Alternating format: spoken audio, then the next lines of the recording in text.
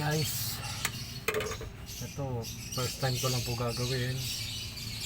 Kakanood ko lang ng YouTube kaya nakikita ko kung paano siya gawin.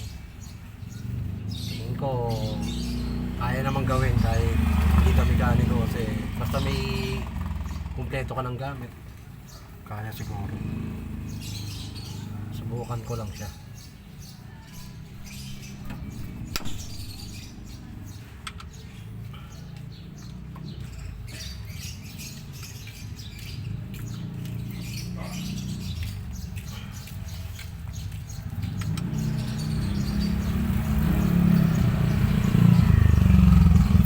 Ko yung taas kasi pag lumabas tong ano rito siguro mas malakas, mas mabilis pag binuksan mo tong taas.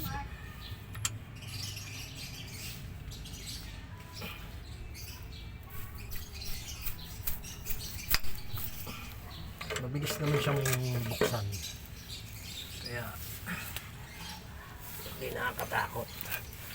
Ito lang ingatan natin yung pagpatak ng langis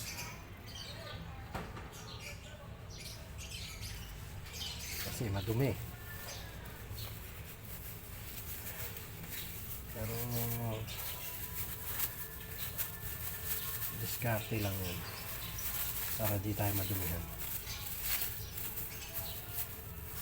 Pag pinalabor mo kasi to babayad ka pa kung alam mo gawin to simple lang naman eh. Tingin ko kahit di ka mekaniko kayang gawin to basta kompleto ka ng gamit.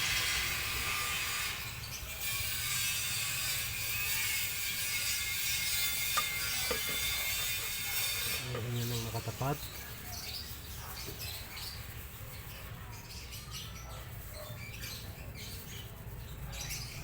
Ayan.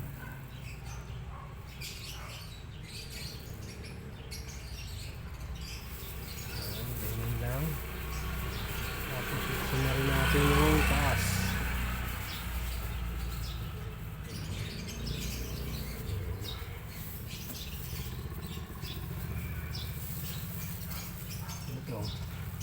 Ito madumi to.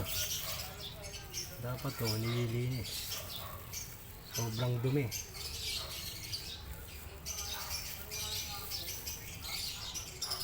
Hindi pa napupunta yung mga bakal na